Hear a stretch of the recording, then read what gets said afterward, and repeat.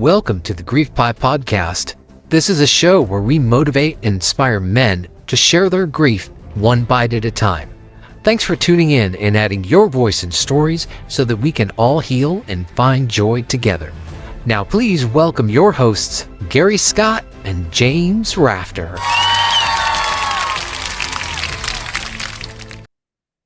Hey guys, it's Gare, and welcome to another episode of Grief Pie.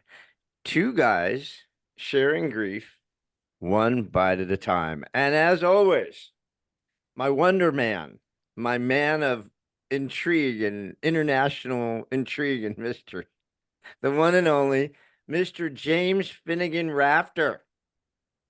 JP, JR, how are you, sir? I'm good, and I am actually my own meme. What is? I don't even know what You're your mem. own what?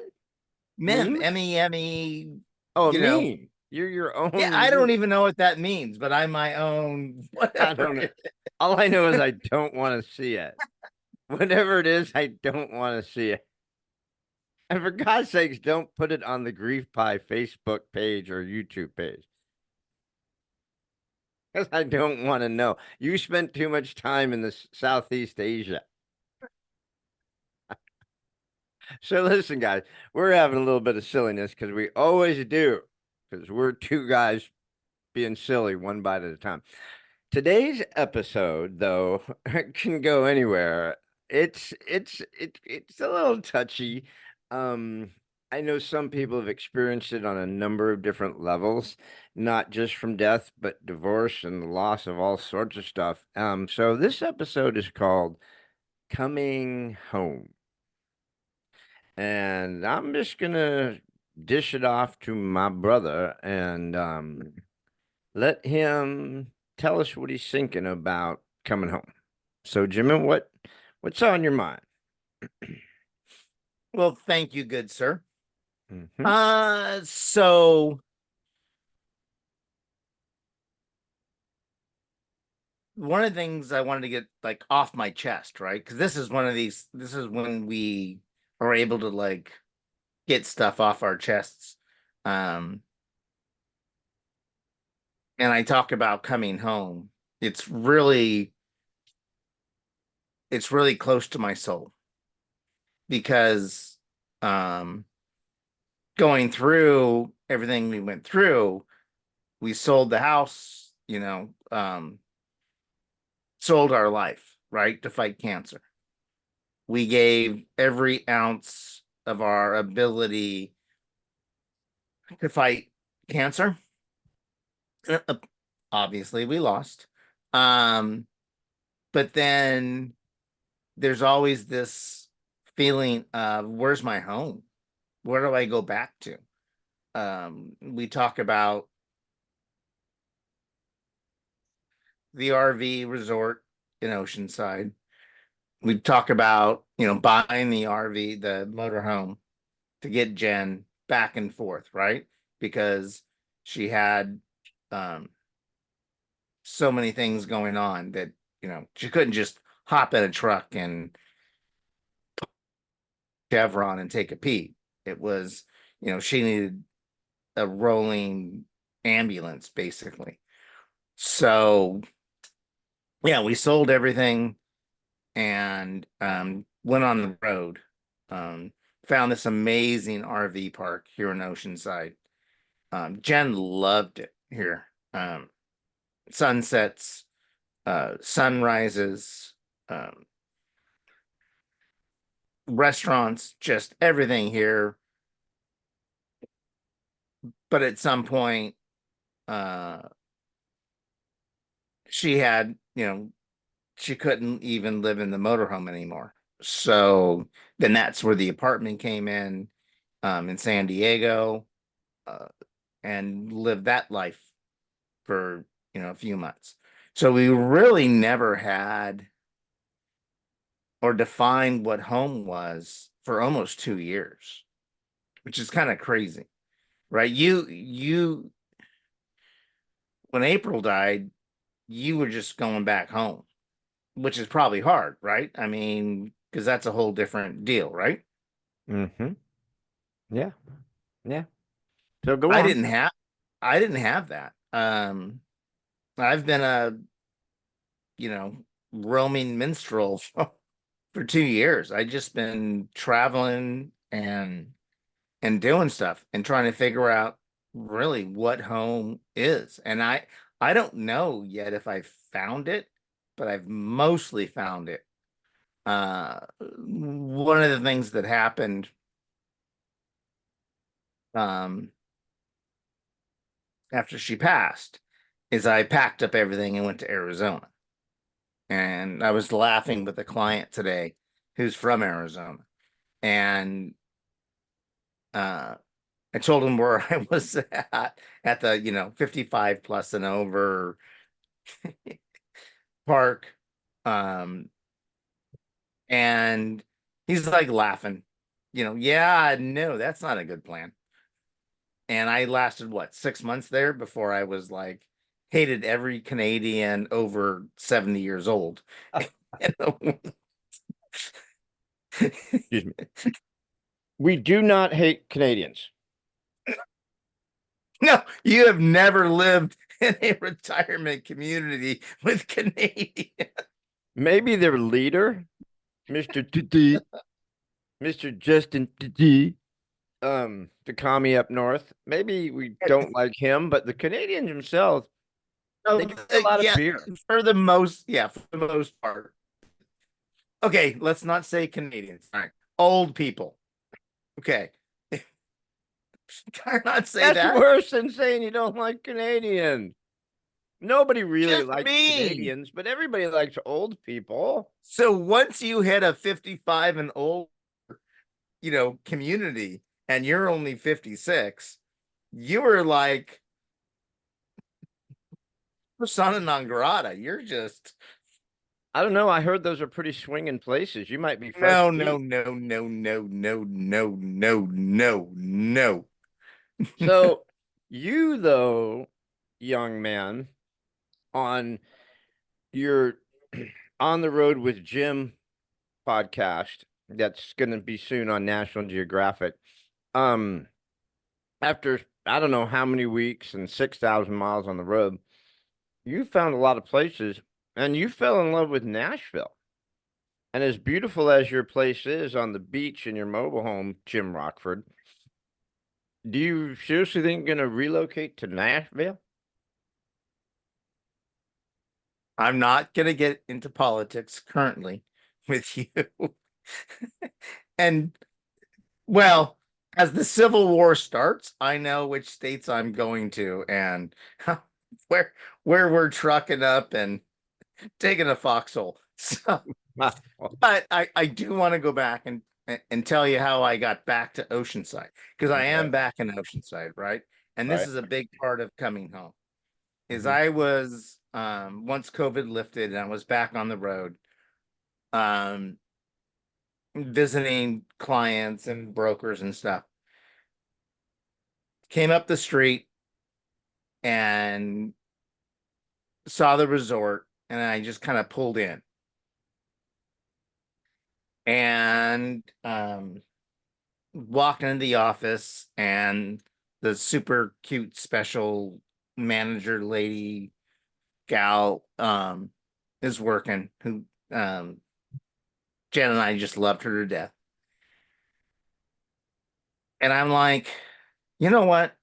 Because I was tired of Arizona. I'm like, can I come home? And she's like, yes, we would love to have you back. Ah, And now you're gonna make me cry. I wasn't crying before, but now you're gonna make me cry. Is she and then hot? she is hot. I think she is married with kids. So she might be off base. But so then as I'm driving back through the park, all the guys, the worker guys, the maintenance guys, they see my truck, and my truck is very distinguishable. And they just all stop me as I'm driving through the park and hugging me and saying, "Are you coming back? Are you coming back?" And they all wanted me back, and they did that I was coming back. Um, it was really emotional. I did cry quite profusely. Um, that so many people appreciated what Jen and I did because Now Jen. you realize that they only did that because Jen would buy them pizza like every Friday, right? So it's Yeah, like well, anybody yep. who will buy you pizza on a regular basis will get hugs. That's all I'm saying. They're trying to We grease you did for more Dominoes. we did bribe for hugs. So anytime you get a chance to bribe for hugs, You do it. You do you it. do. And I'm doing Sunday, this Sunday coming up. Um, all the guys are in. It's a full day. It's gonna be busy. So they said, so I'll do this Sunday coming up is we'll go get them all fed and liquored up with Coca-Cola.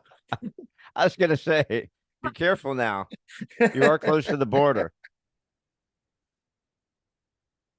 But Well, it's an inter but when you sent us all, and I hope you posted it. If not, you better. You sent us all two things. One, a beautiful poem about how you felt when you got back to the beach after a long ass journey. And you sent us a beautiful picture of the sunset of what Jim gets to live with. So naturally, 99% of the world goes, why would you leave? Why would you ever leave there? Do you want me to get started? Yeah, I'll that's give kind of you what we're doing I'll here. give you two letters. GN.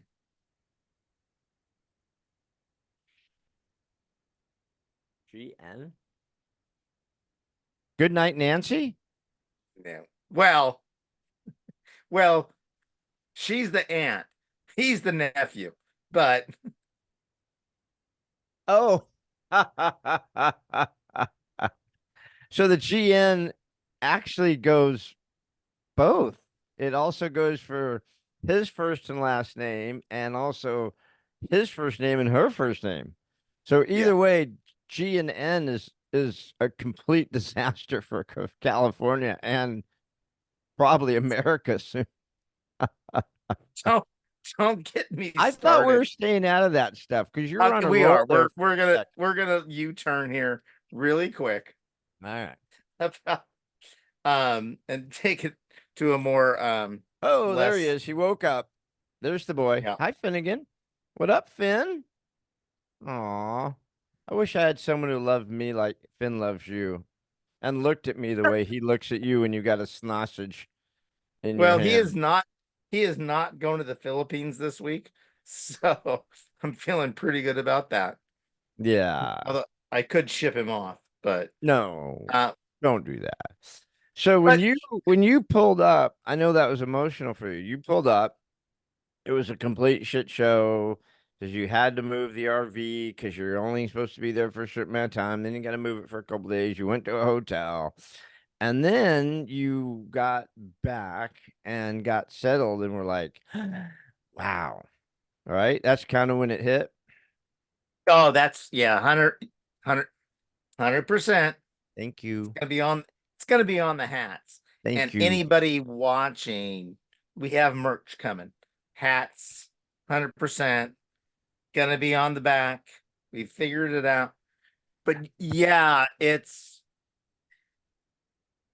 when you're alone, and we've done episodes on the alone time and all that kind of stuff, right? Yep. Um, and when I talk about being home, it's people are here that absolutely love me. I know, I mean, when I walk Finn and we're going through the park and you know, whatever we do, no matter what, the guys, might be sweeping and cleaning up a site and getting ready to pull someone in, but they will stop and come over and give me a hug and a high five, and we know each other, you know,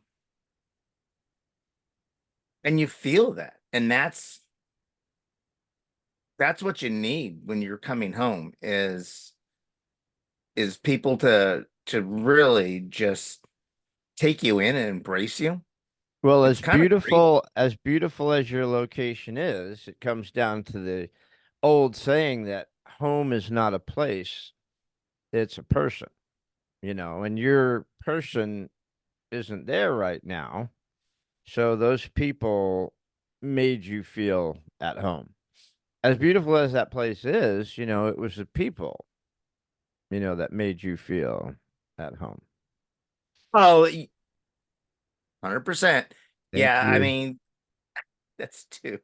I'm gonna get a bell and ring it every time you They say that. they make me feel so comfortable here. Um, as fun as it was on the road, for a month and a half or whatever it was, getting back here, um, I don't have the stress that I had. I don't have, some of the stuff going on internally. I just feel at home because I know I got people that they did change the gate code, and then it takes me like 4 days to like remember the new gate code. So so that's a problem. Dang it. But they make me feel so comfortable. Um, and and that's what coming home means, right? Is how do you get comfortable again in your own skin after you've been through what we've been through? Yeah. And I don't know. And again, I think you probably had a little different situation going on because you went home to home. Um, so I don't know. I don't know how well. Again, I only know you now where you've been, Yeah. not your first year, right? In the first few months. Um, again, I didn't run and hide, but I definitely took off and tried to figure out where my new home was going to be. Well, a 6,000-mile journey is kind of hitting the road, buddy. You think? I'm just I'm just saying that's quite a ballywhack. Mine was different, and we've touched on this in other episodes, a little bit, but although April was sick, um, her passing was a lot more unexpected than Jennifer's. And like I said, I'd been living at the hospital for 2 weeks, and like we'd mentioned, my friend said I wore the same gold pants 6 weeks in a row. Right. I don't think I still own those pants. Hope not. Um, so for me, coming home was, kind of a wicked event. I think I'd popped in and out while those last 2 weeks while I was living at the hospital. I'm sure I must have. I don't remember. I obviously didn't need to change my pants. Yeah. Um, but I must have It popped was in. this I don't know. it was disco night. Oh, now that I think about it, yeah, I must have. I guess just like to get shirts and shower every once in a while. Even though I was showering there, they had a room and stuff. We had our own room, but yeah, walking into the house Monday night after April had passed, and everyone was gone, and I come home, it it was a super lonely place. I remember just wandering around. I couldn't sleep, even though I was beyond exhausted at that point, just like bone weary exhausted. I'd lost tons of weight, um, was sick, not feeling well, and but I couldn't sleep, so I was basically because we had been in this house a short time. Ironically, we bought it right before she got sick. She never settled into this house. As a matter of fact, she didn't really. She had bad vibes about the house afterwards. Like, oh, that house, you know, is my memories of being sick. Because she was never not sick here. So, um, and I love this house. I'm still in it. I love this house. Um, so it was bizarre. It was like you almost kind of keep thinking, well, I can't wait to get up and go to the hospital tomorrow. As sick as she is, I'm just here to change clothes. I'll be there tomorrow, right? Or what do I do? So coming home for me was a lot different. You came home and found solace this time. You came home and were surrounded by people who love you and gave you kudos, and you had the beautiful sunset, and you're on the beach, and you got Finn's back in his place. Um, yeah, for me, it was the start of a whole ugly spiral, you know. Um, I don't know when I finally felt like I was at home. I don't know. You brought up a really good point, right? Because I'm kind of bringing up big picture, right? When do I get home? When do I finish this thing?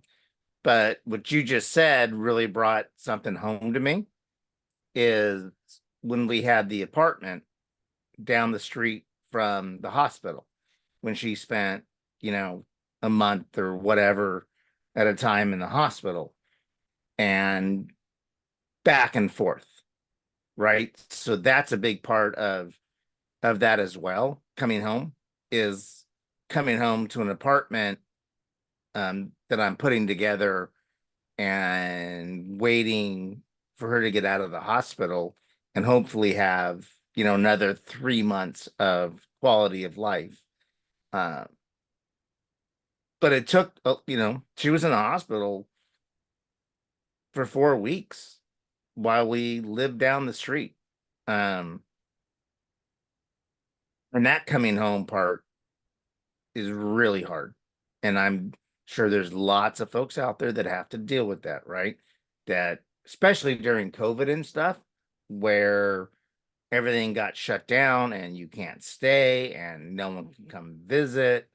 It was hard. It was really, really hard um, to have that sense of where we live, who we are, especially after, what, 20 some plus years living, in the same house, raising kids, having neighbors, having best friends up and down the street. It was really hard. Yeah, I, yeah, like I said, I don't remember almost that entire week of being home. Um, I don't remember why we rushed the service, but for some reason she passed on Monday, and I'm almost positive we had the service that Saturday, which seems really rushed to me now. But then again, I put my dad's service together in like 4 or 5 days, so I guess it's doable. And then like I said, Michael and Tay Freed and Peggy Merrill, who were like rock stars putting this all together while old Gare Bear's underneath the sheets, curled up in the fetal position, ready to just say, why don't you all just leave me alone? Because I'm just gonna lay here for the next until I am not here anymore because I don't really give a shit. Right. Um, and the last thing I want to do, here in the desert, December's so beautiful. The weather's perfect, everything's great. But the last thing I want to do is think about or prepare for the holidays, right? Um, so yeah, coming home had a whole different meaning for me. It was a really sad, wicked, emotional time. I mean, you come home and that's the first time you look around the house and go, "Holy shit, I'm all alone." I Yeah, mean, that's yeah, that's crazy, right? Is when yeah, you realize that you're all alone. And we have one of those coming out, right? Or couple. But that's the coming home is you come home alone, alone, to, you know, and we even talked about this, right? We would have rather done caregiving for the next 20 years, right? And chopping up pills than coming home alone. And how to figure that out. Uh, so that's really important. Yeah. So I think most people know this, or if this is your first podcast you're listening to, your home right now is on wheels. So you're fortunate because of your work and Do your not tell home the and your dog. government. Do not Huh? tell the government. Well, I mean, I mean, theoretically, you could go anywhere you want. I mean, you just got off a massive road trip, but that was in your truck. But I mean, literally, you could take that big bad boy and go anywhere you want. Hell, you can go all the way down to Brazil if you wanted to. Um, where is home going to be next for you? That is a really great question. I am anchored. I got a ball and chain with granddaughters that I don't. It's not a ball and chain. I mean, one's in Sacramento and one's in Arizona. I don't. It's not like they're in your mobile home. I don't want to ever lose, you know, gym pups, um, with them. Um, so cute. Um, so I think that's my home is wherever my babies are. Watching them take their first walk, watching them take their first, roll over and uh, chase a toy. Uh, you know, after 30 some years, I forgot all about that because again, I wasn't the one that dealt with it when the kids were young. Um, so maybe that's home is just wherever the babies are, as we grow our family. I don't know. It's gonna be interesting. I mean, I could run and hide tomorrow. I've got my dive gear. I can go anywhere I want, but I know I never want to leave my girls ever. Yeah, I mean, me and Elise are packed and ready to go to Arkansas for our next home. Um, but Chris and Bree and Jet are 2 blocks down the street. We walk there to their house. It's like the thought of not watching Jetty grow up is wicked bad. Now, Zaki's supposedly getting married soon, and they'll be spitting critters out, and who knows where on earth he's going to live. He's never coming back to California. So I'll be like you. Hopefully have babies in multiple places. So grandma and grandpa are going to have to do some traveling. Um, so it's not like you can be in Arizona breastfeeding them or be in Sacramento, so G-Pod's got to be thinking about where he wants to be. You've got to rebuild and restart. I've been able to do it somehow, fortunately. I still don't know how Lisa and I met. But it took 6 years. Um, Yeah, now that and now this is home, right? Now this is home, and where we go and next will be home. you've been really really good at counseling me on slowing down, right? Yeah. Yeah, sometime somewhere out there she'll be there, right? The next um special one. Um and whether or not we find where we find home, I don't know. Um but I just know right now I like being here. It makes me feel good. And again, we have our whole crew at the park with the dogs and mornings and nights, all the same dogs and dog parents are out and Finn just, gets to play. It just feels comfortable. I mean, I feel comfy here, but I know it's not my final resting place. Which Not for a sounds long weird, time. right? But But Jen but Jen it didn't Jen didn't pass there. You guys had an apartment, right? You still had the motorhome. You were in the motorhome, and then you said, "Well, we're getting close to, you know, end of yeah, time, and Jen so we're yeah, gonna get a Jen an apartment." yeah, Jen had started falling in the motorhome, right? It just got too tight for her. And so at that point we had to go um to the hospital and get her um get her surgery, and then during that time just decide that she couldn't go back. So I parked the motorhome, I don't know, someplace out in El Cajon, and got the apartment um in San Diego, La Jolla area. And so when she got out, she was comfortable. And that place was great, but it wasn't home. And this place for me where I'm at always felt like home because the people are so amazing that run it. And Jen loved it here. She loved, every week we had new neighbors, and then Jen could be Jen and, chat up anyone that rolled in, how she was.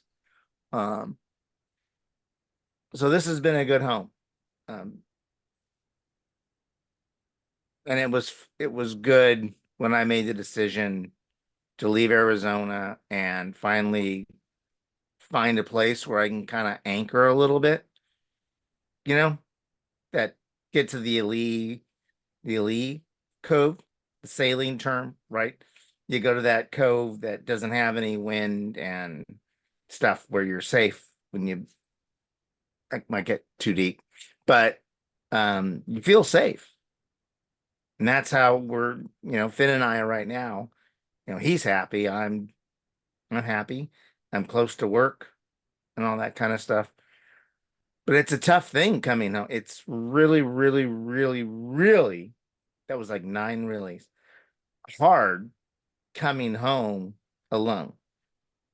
Yeah, I mean, you found a safe harbor, and it's a spectacular place. Not everyone gets to live on the beach in Southern California, where you walk out and your little toesies are in the sand and Finn's little paws are in the sand. I mean, that's a rare, special thing, that you have there. And what an amazing place for Jen to be able to spend most of her last days, until the very last. But yeah, again, home is where people are. So at some point you'll meet that special person, and then you guys are gonna decide where you're gonna make home. Elise and I, it took her, we just had a pretty miserable beginning to our marriage for just weird reasons out of our control, and her mom getting real sick and Yeah. just weird stuff happening. Being a caretaker for her mom moved into the house here, which had just brutal flashbacks, right? That was like a really bad time for me because I wasn't really in the mood to be caretaker again for someone who we felt was dying. Um, and there's nothing like wiping the fanny of a 77-year-old woman. Um, it's not what it's all cracked up to be, not what the website showed. Um, but yeah, so it took at least time to settle in here, where she didn't want to move stuff or make it feel hers, which was hard on her too. Again, we'll cover that in relationships and stuff, but yeah, anyone who has come home from that or watched a loved one be removed from that home, like I did with Jeff, um, it leaves you with a really, really empty feeling. There's a sadness to it that's impossible to describe unless you've been there, you know, not to get too dramatic, but I mean, you have this deep sadness. I mean, this hole that's there, and like you have, and like I've had, we've just gone into that weeping, where it's just like, you can't quite grasp that someone's not gonna be there anymore, and so again, home is where people are. Home is where the loved one is. Home is where the family is. For you, it's going to be home is where the little critters are. Your two granddaughters. Um, and for me, kind of home is where Lisa is. It's like although she's always gone on another worldwide adventure. You need to go to Like we the talked about before, she takes her mom and dad's ashes with her. Maybe she says like my ashes. I don't know. Maybe we should cut off one of my body parts. She could take it with her, so I feel like I'm with. oh, But I mean, but not you to need make to light be of it. But you know you what I need mean. to be in the Philippines right now. I wish I was going to be in the Philippines tomorrow. That's not going to happen, sadly. But yeah, I mean, so anyways, thank you for bringing up this episode and this topic. I know that it was so wonderful to see you at the to see your picture of that beautiful sunset, to see Finn on the beach, to see you there, to read your poem. Um, because this gives you a little bit of peace after, it's only been just over a year, so to have a little bit of peace, it's got to feel good. Oh, yes, sir. Yeah, and you have no idea how much, because you know what I go through sometimes when I get anxiety and I struggle. And since I've been back here home, air quotes, no problems. It's, walking, working out, doing things, talking to, other dog parents in the park and on the beach. It's been, you're kind of home when you feel that comfort. Even though you're still alone, you feel the comfort of the love that's around you. So, and I feel that I'm lucky that I feel that here, even though I am alone, but I don't feel alone. Yeah. So, It reminds me of a couple of friends of mine whose spouses had the same cancer that I had. Um and lost, their husbands to this. Um and I remember them like putting the house up for sale right away. They were like, I'm not staying in this house anymore. I don't want to stay in this house anymore. It it's just too painful to be here alone. And then the other extreme, you have my mom, who my dad died while she was away, and when she came home, and she literally won't leave the house. I mean, we told her, Mom, right. maybe you should downsize it, or maybe you should do some assisted living, or maybe you should move in with one of us because we've got room for you. But she flat out won't leave because that's where my dad was.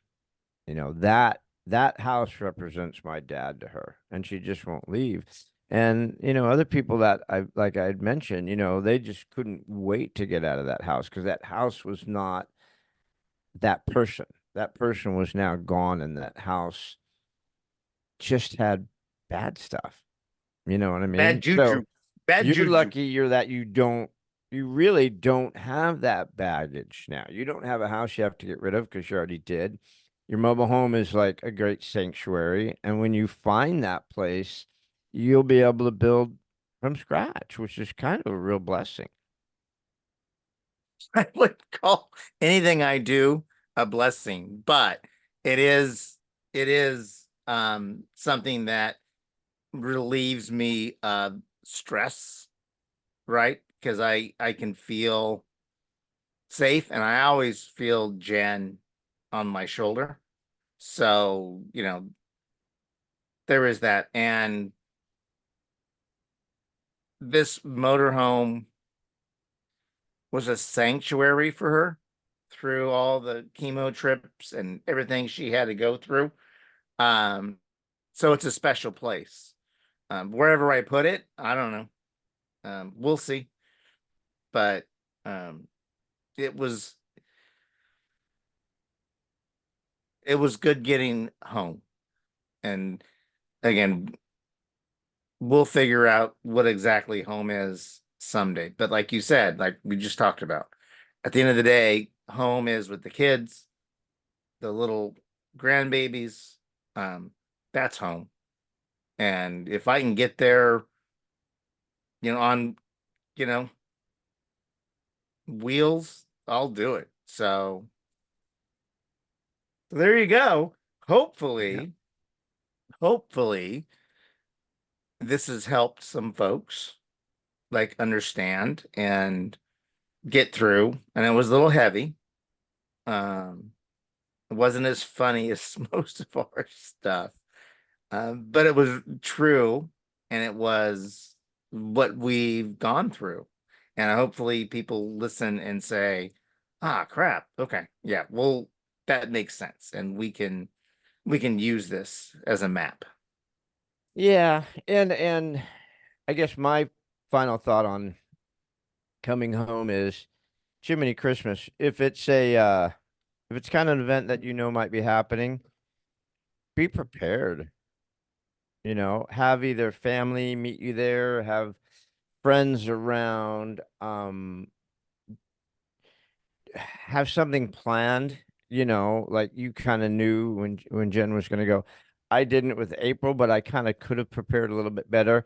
And then I went and blocked everybody out, that week, which was a really bad idea because not only was I, in just like the darkest place on the planet, but I was locked down in the house, which made it even worse. And I think for folks out there, I just think that would be my message is if you can prepare for it, get that house ready so that it's not as tragic. It's going to be, but maybe you can lessen it. Also make sure family and friends are around if they can be, if they're local or whatever, and they can be, but try to make it the best situation that you can because it is going to be tragic. I mean, I just can't even tell you. I mean, I can remember closing the door, and that Monday and just looking around. It was wicked weird. It was not only was it just wicked bad, but it was just so freaking weird. I mean, you spend 30 years with somebody, you walk in the house, close the door, and it's like, now what? What the Yeah. heck? You know? Anyways, Oh, okay. My last one today, 100%. I've got three. But yeah, that's utilize your resources. Don't be afraid to be vulnerable. Ask for help. And understand that, yeah, when that first time you go home alone, it's gonna be rough. Um, and so be prepared. Yeah. Yeah. That's That's what I it. got for you, buddy. Yeah. All right, my brother. Well, thank you for sharing. Um, It's caring. Sharing is Karen's. caring. And thanks for a tough one. But it's such a good one, really, because you're in a happy place. I'm finally getting to a happy place. I sure pray it doesn't take you 9 years to get there. So I'm happy that what you're feeling now is good. So, hey, let's do another one, right? Well, sir, can you send us off with your Absolutely. So, everybody, thank you again for listening in. This was another episode of Grief Pie. Two guys sharing grief one bite at a time. And again, please like, share, comments, reach out to us. More and more guys are starting to reach out to me and I know to Jim through messages and stuff, sharing. I've even had some folks call, which is really awesome. And that's what we're doing, right, Jim? I mean, we want to share with people and especially men in grief and help work through this, right? Yeah. Big All right, hearts. my brother. All right, man. Thank you so Love you. much. Love you. See you on the other We'll side. see you on the back side. This has been our weekly broadcast, brought to you by the Grief Podcast Studios. We can be found in audio-only format on all the popular podcasting platforms. Remember to like and subscribe and to hit that alert button so you don't miss any episodes. Thanks again, and until next time, treat yourself gently. And don't bite off more than you can chew. Healing is a process.